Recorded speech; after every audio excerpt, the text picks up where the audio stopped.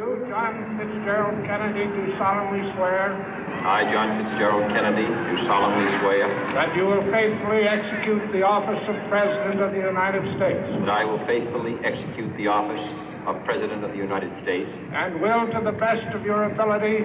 And will, to the best of my ability. Preserve, protect, and defend the Constitution of the United States. Preserve, protect, and defend the Constitution of the United States. So help you God. So help me God.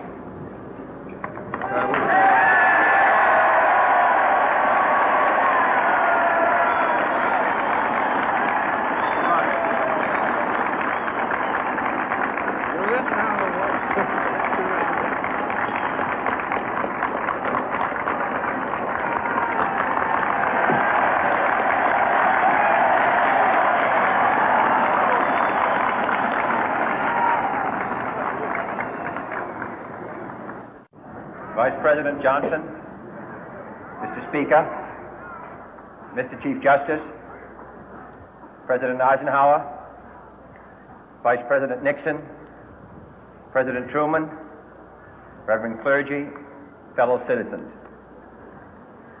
We observe today not a victory of party, but a celebration of freedom, symbolizing an end as well as a beginning, signifying renewal as well as change.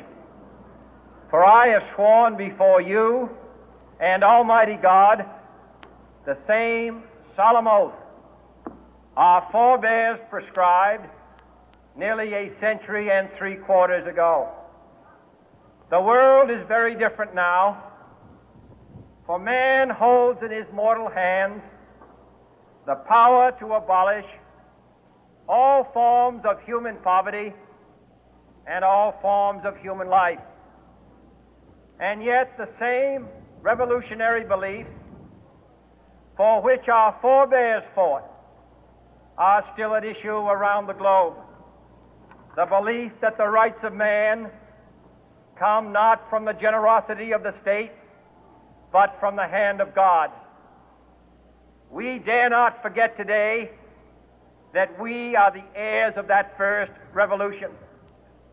Let the word go forth from this time and place to friend and foe alike that the torch has been passed to a new generation of Americans born in this century, tempered by war, disciplined by a hard and bitter peace, proud of our ancient heritage, and unwilling to witness or permit the slow undoing of those human rights to which this nation has always been committed and to which we are committed today at home and around the world.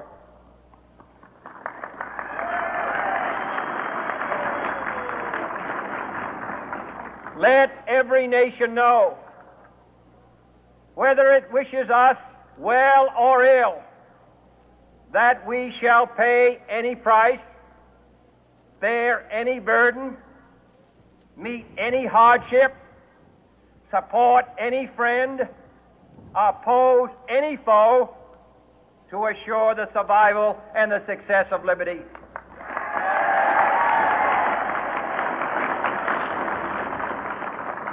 This much we pledge and more. To those old allies whose cultural and spiritual origins we share, we pledge the loyalty of faithful friends. United, there is little we cannot do in a host of cooperative ventures.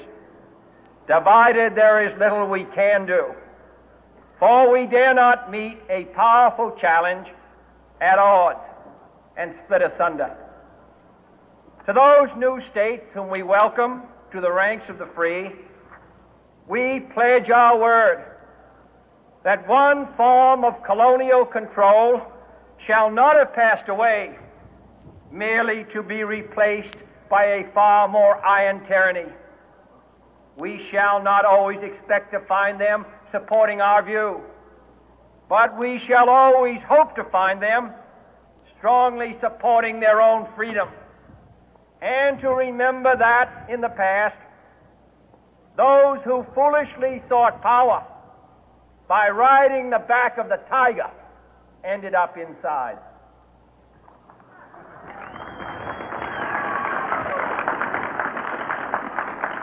To those people in the huts and villages of half the globe struggling to break the bonds of mass misery, we pledge our best efforts to help them help themselves for whatever period is required, not because the communists may be doing it, not because we seek their votes, but because it is right. If a free society cannot help the many who are poor, it cannot save the few who are rich.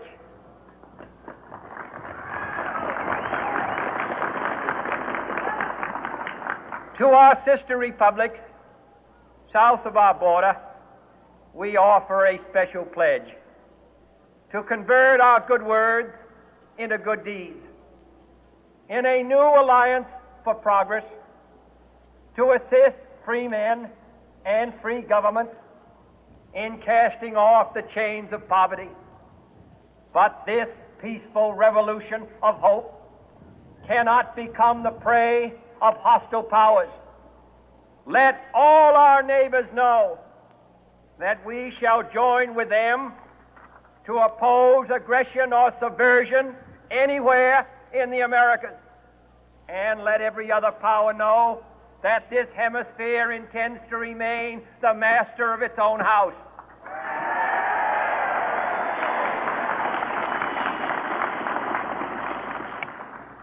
To that world assembly of sovereign states, the United Nations, our last best hope, in an age where the instruments of war have far outpaced the instruments of peace, we renew our pledge of support to prevent it from becoming merely a forum for invective, to strengthen its shield of the new and the weak, and to enlarge the area in which its writ may run. Finally, to those nations who would make themselves our adversary, we offer not a pledge, but a request that both sides begin anew the quest for peace. Before the dark powers of destruction, unleashed by science, engulf all humanity in planned or accidental self-destruction, we dare not tempt them with weakness, for only when our arms are sufficient beyond doubt can we be certain beyond doubt that they will never be employed.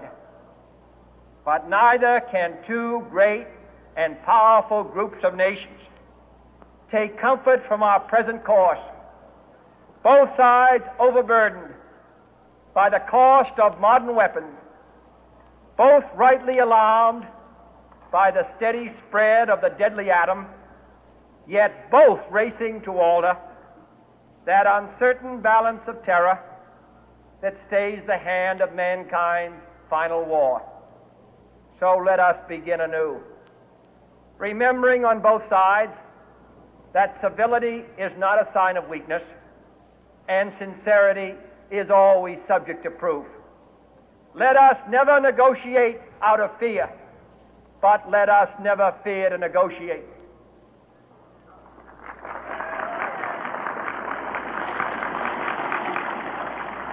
Let both sides explore what problems unite us, instead of belaboring those problems which divide us. Let both sides, for the first time, formulate serious and precise proposals for the inspection and control of arms, and bring the absolute power to destroy other nations under the absolute control of all nations.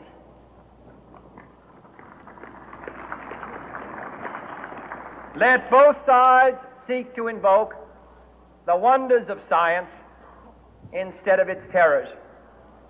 Together, let us explore the stars, conquer the deserts, eradicate disease, tap the ocean depths, and encourage the arts and commerce. Let both sides unite to heed in all corners of the earth the command of Isaiah to undo the heavy burden and let the oppressed go free. And if a beachhead of cooperation may push back the jungle of suspicion, let both sides join in creating a new endeavor, not a new balance of power, but a new world of law, where the strong are just and the weak secure and the peace preserved. All this will not be finished in the first 100 days, nor will it be finished in the first 1,000 days, nor in the life of this administration, nor even perhaps in our lifetime on this planet. But let us begin.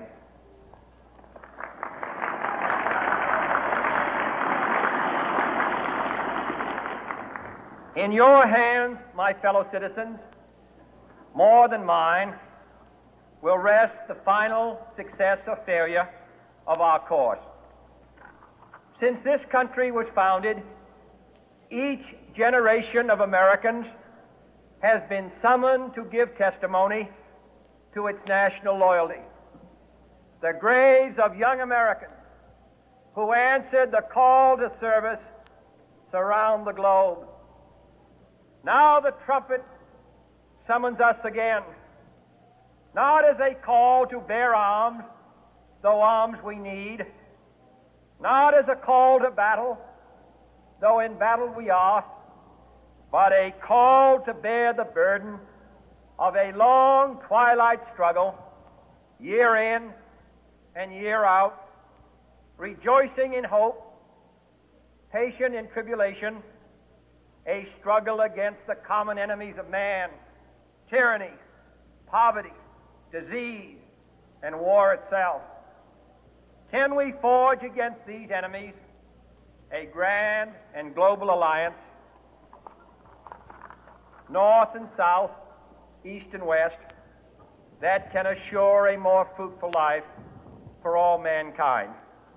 Will you join in that